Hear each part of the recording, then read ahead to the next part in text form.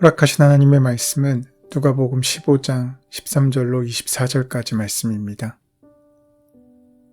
그 후 며칠이 안 되어 둘째 아들이 재물을 다 모아가지고 먼 나라에 가 거기서 허랑방탕하여 그 재산을 낭비하더니 다 없앤 후 그 나라에 크게 흉년이 들어 그가 비로소 궁핍한지라. 가서 그 나라 백성 중 한 사람에게 붙어 사니 그가 그를 들로 보내어 돼지를 치게 하였는데 그가 돼지 먹는 주업 열매로 배를 채우고자 하되 주는 자가 없는지라. 이에 스스로 돌이켜 이르되 내 아버지에게는 양식이 풍족한 품꾼이 얼마나 많은가. 나는 여기서 주려 죽는구나. 내가 일어나 아버지께 가서 이르기를 아버지, 내가 하늘과 아버지께 죄를 지었사오니 지금부터는 아버지의 아들이라 일컬음을 감당하지 못하겠나이다. 나를 품꾼의 하나로 보소서 하리라 하고 이에 일어나서 아버지께로 돌아가니라. 아직도 거리가 먼데 아버지가 그를 보고 측은히 여겨 달려가 목을 안고 입을 맞추니 아들이 이르되 아버지, 내가 하늘과 아버지께 죄를 지었사오니 지금부터는 아버지의 아들이라 일컬음을 감당하지 못하겠나이다 하나 아버지는 종들에게 이르되 제일 좋은 옷을 내어다가 입히고 손에 가락지를 끼우고 발에 신을 신기라. 그리고 살찐 송아지를 끌어다가 잡으라. 우리가 먹고 즐기자. 이 내 아들은 죽었다가 다시 살아났으며 내가 잃었다가 다시 얻었노라 하니 그들이 즐거워하더라. 탕자의 비유는 돌아옴에 대한 이야기입니다. 이 말씀을 통해 우리는 돌아가는 일에 대한 중요성을 깨닫게 됩니다. 우리의 삶은 또 우리의 생각과 욕심은 늘 하나님을 벗어나려고만 합니다. 그러기에 우리는 믿음으로 돌아가야 합니다. 그러한 돌아옴은 우리가 평생 이루어내야 할 작업입니다. 소위 탕자의 비유라고 알려진 오늘의 본문의 말씀은 그 따뜻한 결말이 어떻게 될지 우리가 알기에 아름다운 이야기로 기억되고 있습니다.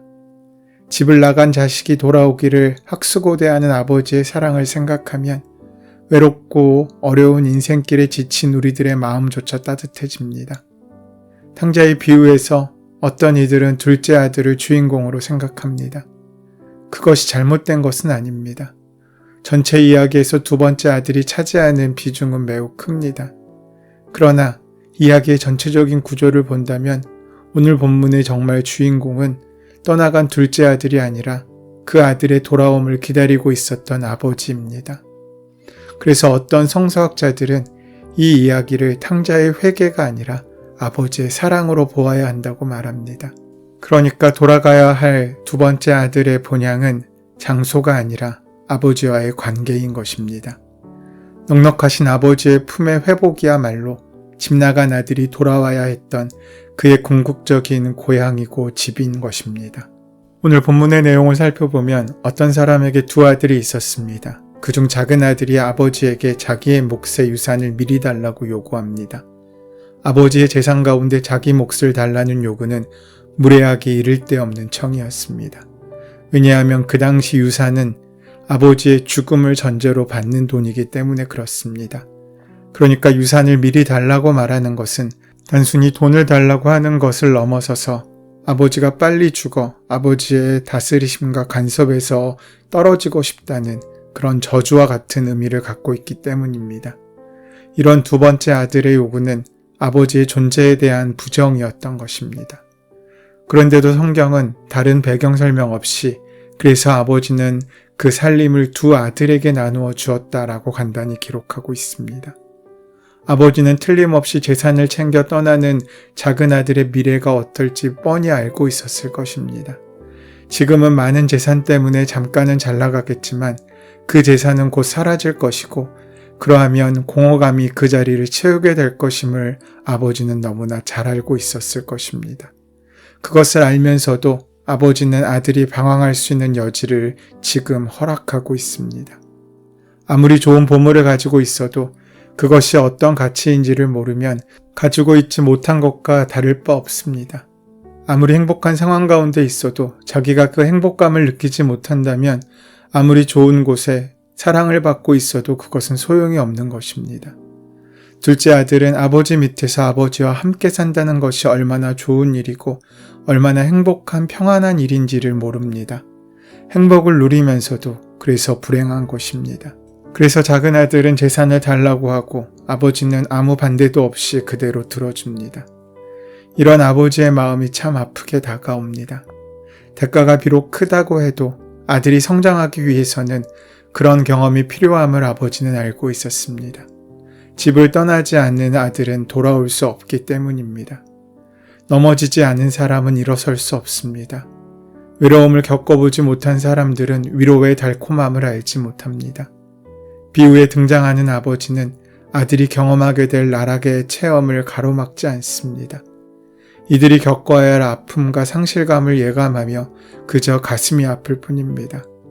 하지만 이러한 아버지의 마음에는 무정했던 둘째 아들은 그 재산을 받자마자 돈으로 바꿔 아버지로부터 아주 멀리 아버지의 손길이 미치지 않으리라 생각되는 곳까지 떠납니다. 아버지 밑에서 산다는 것은 자기가 하고 싶은 일을 자기 마음대로 할 수 없다는 것이라고 생각했기 때문입니다. 그래서 그는 도시로 나가서 자기가 하고 싶은 대로 다 하며 살았습니다. 도시는 그가 하고 싶은 모든 욕망을 다 이루어주고 다 가능하게 만들어주는 그런 환락의 자리였습니다.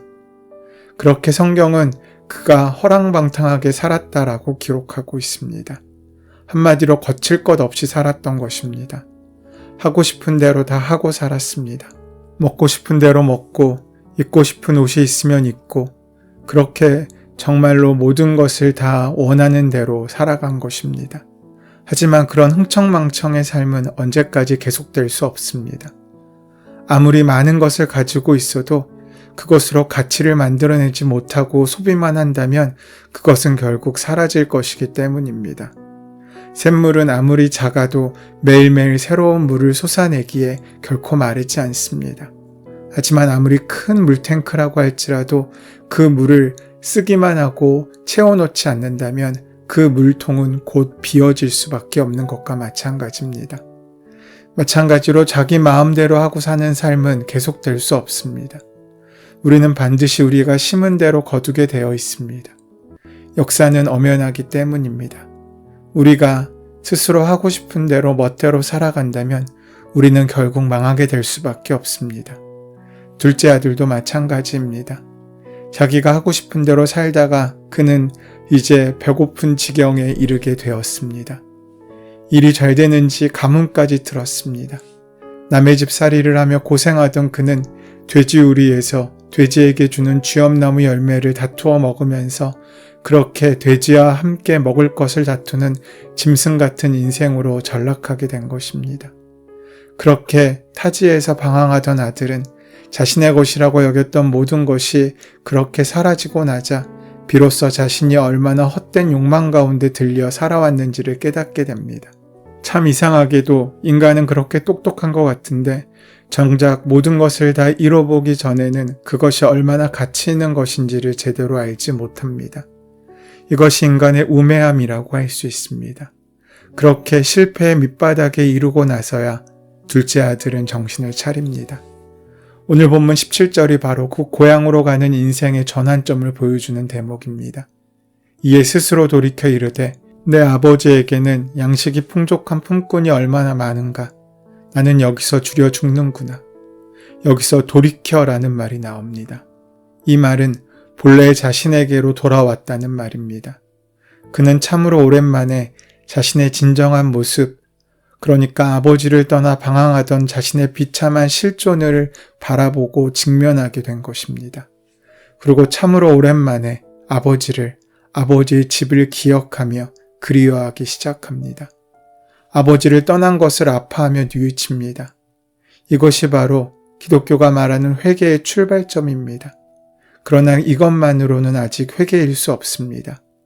회개는 뉘우치는 감정 이상의 의지적인 결단과 삶의 발걸음을 필요로 합니다. 20절에 비로소 진정한 회개가 일어납니다. 이에 일어나서 아버지께로 돌아가니라. 이때가 바로 그가 본향으로 아버지에게로 돌아오는 순간인 것입니다. 그는 이제 아버지에게로 돌아갑니다. 내쫓기는 한이 있더라도 매질을 당하더라도 그는 아버지에게로 가야 했습니다. 그는 어떠한 인력에 끌리듯 아버지의 집을 향해 그렇게 터벅터벅 걸어갔습니다. 그 돌아섬을 우리는 회개라고 합니다. 받아주시든 내치시든지 아버지께로 돌아와 해야 할 말이 있습니다. 잘못했다는 말, 그 한마디를 하기 위해서 아들은 아버지에게로 돌아갑니다. 사실 지금까지 집 나간 아들이 돌아온 동기는 다분히 이기적인 것일 수도 있습니다. 그의 생각은 이랬습니다. 내 아버지에게는 양식이 풍족한 품꾼이 얼마나 많은가. 나는 여기서 굶주려 죽는구나. 내가 일어나 아버지께 가서. 그러니까 아버지를 향한 사랑이 회복되어 집으로 돌아간 것이 아니었습니다. 그는 먹고 살기 위해 일어서고 돌아가는 발걸음을 선택한 것입니다. 자신이 선택하고 자신이 허랑방탕하게 살았던 그 길이 죽음의 길임을 깨닫게 되었고 이제 아버지에게로 돌아가는 길이 그가 다시 살 수 있는 생명의 기름을 감지했기 때문입니다. 목숨을 부지하려면 아버지께로 돌아가는 수밖에 없었습니다. 탕자는 자신의 죄를 깨달았지만 그 깨달음도 죄의 결과로 죽음을 목전에 두고서야 찾아오게 된 것입니다. 그런데 아버지는 그를 버리지 않으셨습니다. 아니 오히려 그를 기다리고 있으셨습니다. 아버지가 그 이상의 고상한 동기를 요구하지 않으신 것입니다. 그냥 살기 위해 돌아온 그것만으로 아버지에게는 충분한 이유가 되었습니다. 아버지는 불순한 의도로라도 집으로 돌아온 아들을 사랑으로 맞아들였습니다. 그만큼 이 아버지의 사랑에는 조건이 없고 온전하고 완전했기 때문입니다. 그 사랑이 우리에게 큰 위로가 됩니다. 하나님께서는 우리를 끌어안기 전에 순결한 마음과 정결한 인생을 요구하지 않으십니다. 우리의 욕심대로 살다가 결국 죽을 지경에 이르고 단순하게 먹고 살기 위하여 아버지께 돌아왔다고 해도 그것만으로 충분하게 우리를 받아주십니다. 성경은 20절 말씀에 아직도 먼 거리에 있는데 그를 보았다고 했습니다. 아버지는 작은 아들이 떠난 뒤 늘 도시를 향한 길을 쳐다보며 아들의 돌아옴을 기다린 것입니다. 끈질기게 기다렸습니다. 이 기다림 때문에 아버지는 거리가 아직 먼데도 불구하고 그 아들을 대번에 알아보았습니다. 우리는 이 말씀에서 먼저 사랑의 하나님은 기다리시는 분임을 깨닫게 됩니다. 그것도 오래오래 끈질기게 기다리시는 사랑의 하나님이심을 세상 깨닫게 됩니다. 하기야 사랑 없으면 어떻게 기다릴 수 있습니까? 사랑은 우리를 오래도록 기다리게 할 수 있게 만들어주는 힘과 능력입니다. 학생들은 졸업을 기다리며 공부하고 힘든 시간을 견뎌냅니다. 군에 입대한 청년들도 제대할 날짜를 기다리며 지금의 힘든 일상을 견뎌냅니다. 만약 교도소에서 출감하는 사람에게 기다려주는 사람이 없다면 그는 참으로 절망적인 인간이라고 할 수 있습니다. 그래서 기다림은 사랑입니다. 기다리는 힘은 사랑의 힘입니다. 그래서 사도 바울도 사랑은 오래 참는다고 하지 않습니까? 예수님의 하나님은 사랑이시기에 기다리신 하나님이십니다. 바로 그 까닭으로 갈보리는 기다림의 언덕이고 십자가는 그 기다림의 절정입니다. 이렇게 끈질기게 기다리는 힘은 우리의 눈을 밝게 만들어주는 것입니다.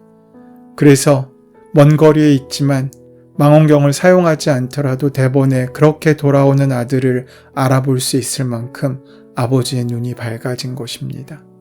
그렇게 밝은 눈으로 아들을 보게 되자 아버지는 그냥 앉아 기다릴 수 없었습니다. 아버지의 체면 따위는 중요하지 않았습니다. 그래서 그가 아직 먼 거리에 있는데 아버지는 그를 보고 측은히 여겨 달려가 그의 목을 껴안고 입을 맞춥니다. 여기서 측은히 여긴다라는 단어가 아주 강렬한 감정을 담고 있는 말입니다. 이제 거짓골이 되어 돌아온 아들을 본 순간 아버지는 창자가 끊어지는 듯한 아픔을 느낀 것입니다. 그 아픔은 이미 도덕적인 판단을 초월합니다. 영어로 기억한다는 말은 remember라고 합니다.